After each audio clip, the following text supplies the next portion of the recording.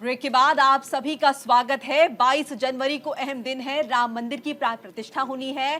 प्राण प्रतिष्ठा का क्या महत्व है, 22 जनवरी को ही क्यों चुना गया है, 16 तारीख से क्या तैयारियां शुरू हो जाएंगी, अभी क्या कुछ हो रहा है, इस पर हम लगातार चर्चा कर रहे हैं।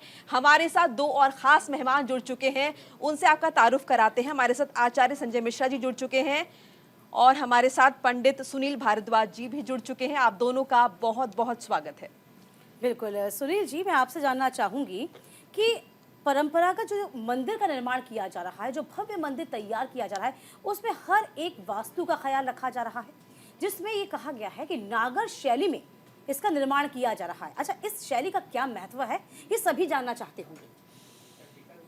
वास्तु पुरुष जी, वास्तु पुरुष को ये समझ लें पहले तो कि वास्तु पुरुष जो होते हैं वो हमारे औंधे लेटे होते हैं, ये सीधे नहीं होते जी, ये बात समझने की है। हाँ। वास्तु पुरुष जैसे हम यहाँ बैठे हैं जी, इस अवस्था में बैठे हैं, ऐसे नहीं पीछे को लेटे होंगे वास्तु पुरुष। जी। वास्तु पुरुष हमेशा सिर नीचे करके लेटे होंगे और अच्छा। ये सिर मुखमंडल होगा उनका ईशान में। हाँ। ईशान कहाँ है? हाँ। नमामि शमीशान निर्वाण रूपम, कहाँ? ईशान का वासी हूँ, वहाँ नमस्तक करते हैं क्योंकि वहाँ स्वयंभू हैं। भगवान राम और भगवान शिव ये दोनों एक दूसरे की आत्मा, समझो। ईशान की जब बात करी है क्योंकि ईशान में वास्तु पुरुष का मुखमंडल होगा, ये भौम भी हैं, ये भूमि के देवता भी हैं। हाँ। इनका वहाँ नमस्तक सिर होगा। पहला तो ये आप संकेत समझ लिए, ईशान। इसलिए घरों में भी जो हम निर्देश देते हैं या बताते हैं कि अपने घर का मंदिर ईशान में बनाओ, हाँ जी। वहाँ पढ़ने की जगह बनाओ, वो शीतल स्थान बनाओ, वहाँ शिवपिंडी रखो, वहाँ जल गिरता हुआ हो, वहाँ वाटरफॉल लगाओ। ये आजकल आधुनिकतम बता रहे हैं, मगर प्राण प्रतिष्ठा में सबसे पहले ये देखा गया है या किसी मंदिर के निर्माण में देखा गया है कि ईशान स्थान की पवित्रता बनाए रखनी। यहाँ शौच नहीं होना। पुराने ज़माने में क्या होता था? पुराने ज़माने में जब हम ईशान की बात करते थे तो ईशान में तो ईशान के राइट साइड में जाके तो चौका रख लेते थे, पीछे जाके शौचालय बनाते थे। अब यहाँ पे भी ये निर्माण है। इसमें सबसे पहली चीज़ यही है कि आपने मंदिर बनाते समय या निर्माण करते समय ईशान का प्रमुख ध्यान देना। यहाँ वजन नहीं रखना, यहाँ स्टेयर केस नहीं बनानी होती, यहाँ शौचालय नहीं बनाना होता, यहाँ जीने के नीचे कोई भारी सामान नहीं रखना होता। घर में भी ये व्यवस्था है। और यहाँ तो रामलला का समझ लीजिए कि इतना बड़ा प्रांगण है कि वो भव्य है अपने आप में देखने को, जो देखने से राम नाम लेने से अपनी आप यूँ तो उनका नाम ले दीजिए, वास्तु तो स्वयं खत्म हो जाता है। मगर इस स्थान की पवित्रता और तब बढ़ती है जब यहाँ पर ईशान स्थान पवित्रता बनाई गई है। अग्नि स्थान में आपका खाना होना चाहिए। ये पाचन है हमारे शरीर की, जो जठर है ना, जठर देखो पंच महाभूत से मिलकर हमारा शरीर बना है। 5 ज्ञानेंद्रियां, 5 कर्मेंद्रियां और एक मन। मन हमें चलाता है। यहाँ मन है, जैसे आचार्य जी ने बताया था पहले कि आपकी ज्ञानेंद्रियां, कर्मेंद्रियां और एक मन चलाता है। मगर मन कब चलाएगा? जब आपका वास्तु परफेक्ट होगा। तो ईशान में जल होगा, अग्नि में अग्नि होगी। अब अगर आप उल्टा कर दो तो आप समझ लिए शरीर का आपका मतलब बिगड़ गया। एक वैद्य की होने की दृष्टि से भी आपको समझाते हैं, पैर गरम, पेट नरम और सर ठंडा, तो डॉक्टर की जरूरत नहीं है फिर। तो ऐसे ही इसमें कहा गया अग्नि स्थान पर बनाया गया है आपका रसोई खाना, खान सामान, जहाँ पे खाना आपका बनेगा, और वो भी पूरा मुखी। क्योंकि देखो 12 बजे तक हमारी अभिजीत मुहूर्त तक, मान लीजिए यहाँ राम से ही चर्चा है सारी। बिल्कुल। अभिजीत मुहूर्त से ही मानिए, अभिजीत मुहूर्त तक तो आपकी जठराग्नि बहुत अच्छी चलती है। उसके बाद मंद पड़ जाती है क्योंकि सूर्य नारायण ऊपर आ जाते हैं। तो वो जठर जो होती है हमारी, इसलिए जितना खाओगे, जितना पशु पक्षी ये खूब खाते हैं, ये कितने बजे तक खाते हैं? 12। उसके बाद मंद खाते हैं क्योंकि वो जठर है ना, जठर अग्नि से चलती है। जो हमारी जो सूर्य की क्षमता है, जो सूर्य आभा मंडल से हमें मिलती है, प्रकाश मिलता है, उसी तरह हमें ऊर्जा जो मिलती है वो हमारे पाचन में सहायक होती है। तो दूसरा वास्तु के लिए पाया हमारा ये कहा गया। फिर अतिथि आचार्य जो बुजुर्ग लोग या बड़े लोग कहे गए उनको वास्तु में बताया गया है, या महाराज का स्थान जो दिया गया है, यहाँ आचार्य का स्थान जो दिया गया है वो साउथ वेस्ट पृथ्वी तत्व पे दिया गया है। वो पृथ्वी तत्व का बहुत ज़्यादा ध्यान रखा गया। ऐसे ही जो अतिथि हों, अतिथि आए यहाँ पर, जो गेस्ट आए उनको नॉर्थ वेस्ट में रखा गया है। इनके सबके देवता अलग अलग माने गए, उन देवताओं को नमन करना चाहिए, उसी के हिसाब से स्थान देना चाहिए। और उसमें सबसे बड़े हमारे जो देवता हैं और देवता शिवता चितना धरे हनुमत से ही सर्वसुख करें। बिल्कुल। निश्चय प्रेम प्रतीत थे बिन करें सन्मान तेह के कार सकल शुभ सिद्ध करें हनुमान। हनुमान जी कहाँ हैं? हनुमान जी नॉर्थ ईस्ट में बैठकर आपके साउथ वेस्ट को देखते हैं, जहाँ राहु का स्थान राहु का है। स्थान है। नॉर्थ ईस्ट में गुरु का स्थान है, यहीं पे हनुमान जी बैठे हैं। यहाँ आज भी हनुमान जी अजर अमर हैं, अष्ट सिद्धि नौनिधि के दाता इनके पास हैं। तो यहाँ से आपको सद्बुद्धि देंगे। इनके उल्टे हाथ की तरफ जब अब आप बैठेंगे, जब देखेंगे तो यहाँ से सूर्य नारायण निकले और सीधे हाथ की तरफ यहाँ पर गणेश, लक्ष्मी और सरस्वती का वास मिलेगा। सामने आपको इनके पूरब की तरफ मिलेंगे सूर्य नारायण और ठीक सामने मिलेंगे आपको शनिदेव, और उनके राइट साइड में जो अग्नि स्थान आया वो शुक्र का स्थान कहलाएगा। वो शुक्र का स्थान कहलाता है। उसके बिल्कुल नीचे जहाँ मंगल का स्थान होगा वो होगा आपका दक्षिण का स्थान, और राहु का स्थान जो बनाया गया है वो स्थान आपको मिलेगा साउथ वेस्ट में। और चंद्रमा का स्थान बिल्कुल ना भूलें, क्योंकि चंद्रमा जब शीतल होते हैं ये नॉर्थ वेस्ट में मिलेंगे, पश्चिम उत्तर पश्चिम के कोने में चंद्रमा। बुध का स्थान भी है। बुध बच्चों को इसलिए कहा जाता है कि उत्तर का नीर, हमारे यहाँ कहा है दशहरे में वो लिखते हैं वही। बिल्कुल। संजय मिश्रा जी, एक और अहम बात जानना चाहेंगे। जो पूजा की तैयारियां हैं वो 15-16 जनवरी से शुरू हो जाएंगी, और पूजा में 11 दंपत्ति याजमान जो है वो भूमिका में होंगे। उन्हें काफी सख्त नियमों से गुजरना पड़ेगा उस दौरान। जी बिल्कुल। देखिए, हमारे जो सनातन धर्म की परंपरा है वह अनादिकाल से ऋषियों की परंपरा रही है, और इसमें सनातन जो नियम हैं उनका पालन करने से ही महानुष्ठान पूर्ण होते हैं। और ये जगत के स्वामी हैं भगवान श्री राम, उनके प्राण प्रतिष्ठा का परम सौभाग्य देखने को हम लोगों को मिल रहा है। तो इसमें तो जितने भी यजमान दंपति होते हैं वो काफ़ी नियम करते हैं, और नियम अनुष्ठान के बाद ही वो प्राण प्रतिष्ठा में भाग लेने के अधिकारी बनते हैं। यह हमारा जो प्राण प्रतिष्ठा है वह जो सनातन धर्म का नियम है वह तो है ही, इसके अलावा जो जैसे कि भगवान मनु शत्रुपा के कठिन तपस्या के फल स्वरूप भगवान वहाँ पर उनको वरदान दिए विष्णु नारायण कि हम आपके यहाँ पुत्र रूप में अवतरित होंगे हम। तो ये सब तपस्या का ही फल है। तपस्या के बिना तो कुछ संभव ही नहीं है। संसार में जितने भी उच्च कोटि के कार्य हुए हैं वह सब तपस्या के फल से ही होते हैं। हमारे जो ऋषियों मुनियों ने तमाम नियम बनाए हैं, वास्तु के नियम बनाए हैं, ज्योतिष के नियम बनाए हैं, आयुर्वेद के नियम बनाए हैं, वह सब तभी फलीभूत होते हैं जब हम तपस्या के द्वारा जो है तपते हैं। तपस्या के बिना कुछ संभव ही नहीं है।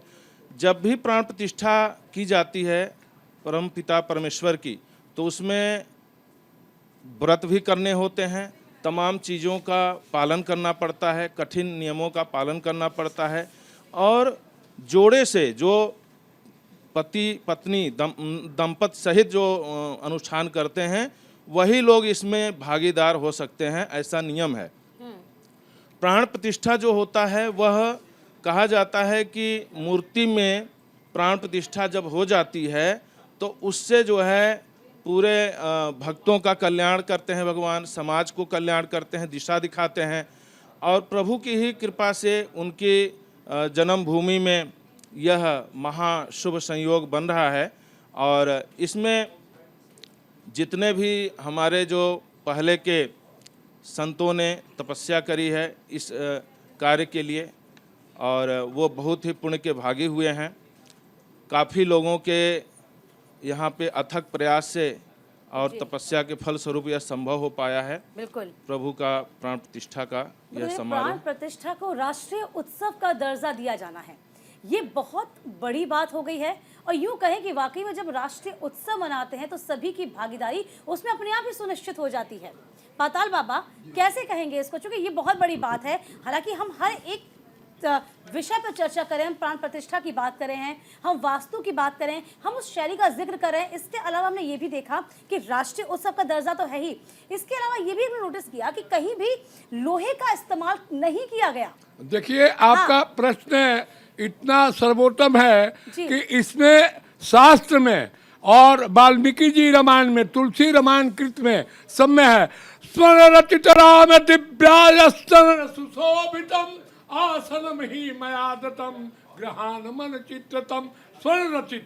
देखिए, भोजपुरी में एक संगीत लोग गाते हैं, रामा सोने के सिंहासन ताही पर आसन रामा ताही पर सीता राम बिराजे हो रामा ताही पर। तो स्वर्ण रचित राम, ये पहले भी मैं बोला था।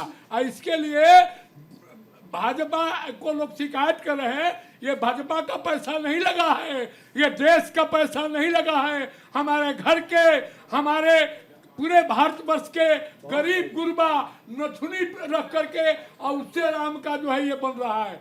क्यों?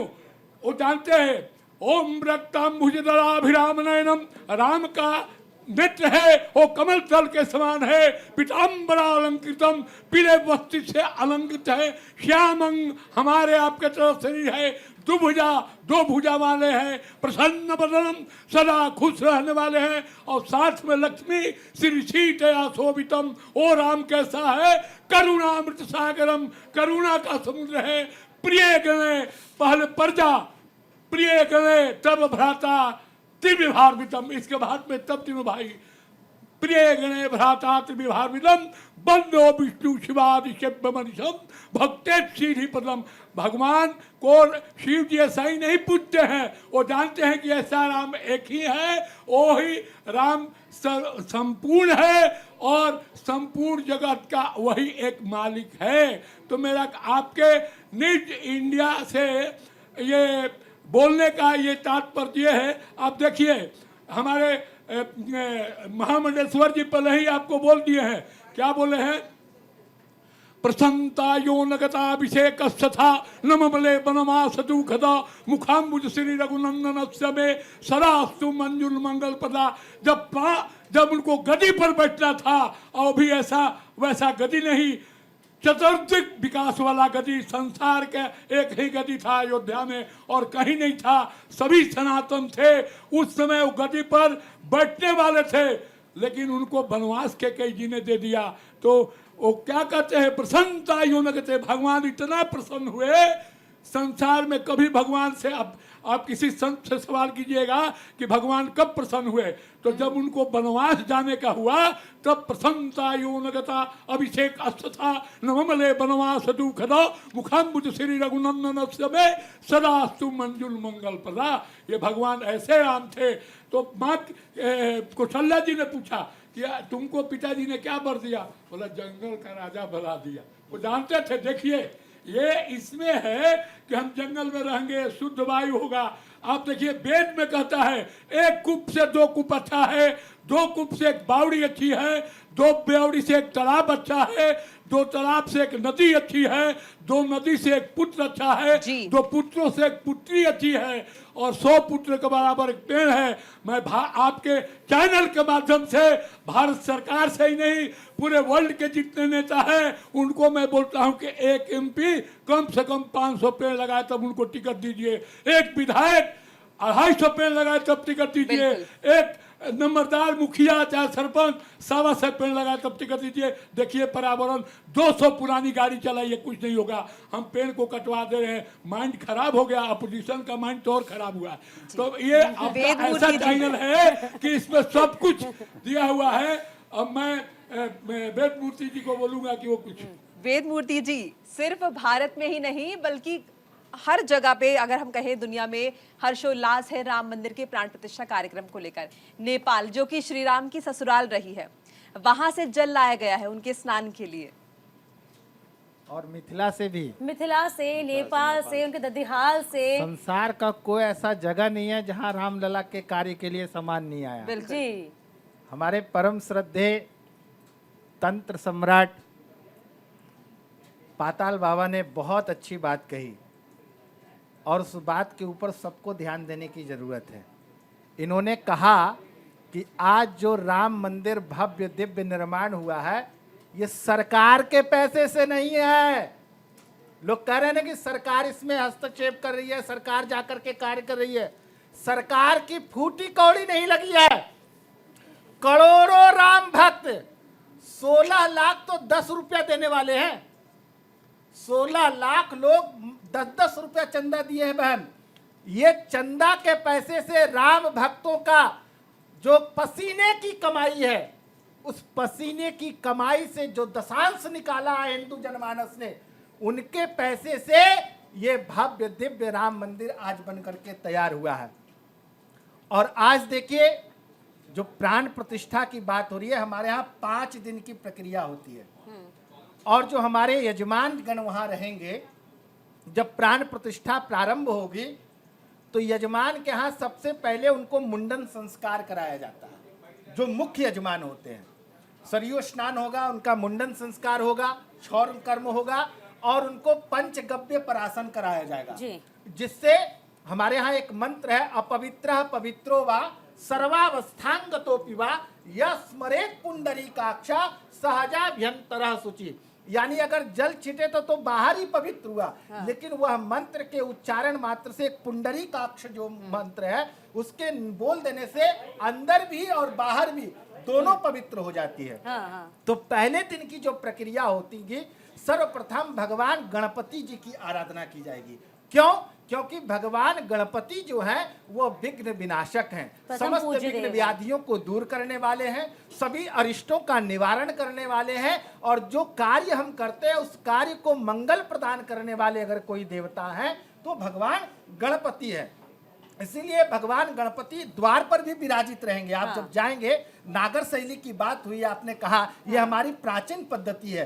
जो हमारे यहाँ वास्तु बताया गया, नमस्ते वास्तु पुरुषाय भूसय्याय जगतपति मम गृहे धन धान्यस्तु समृद्धिरस्तु च सर्वदा। ये वास्तु करते क्या है? ये वास्तु है कौन? ये भूमि के अधिष्ठात्रा है।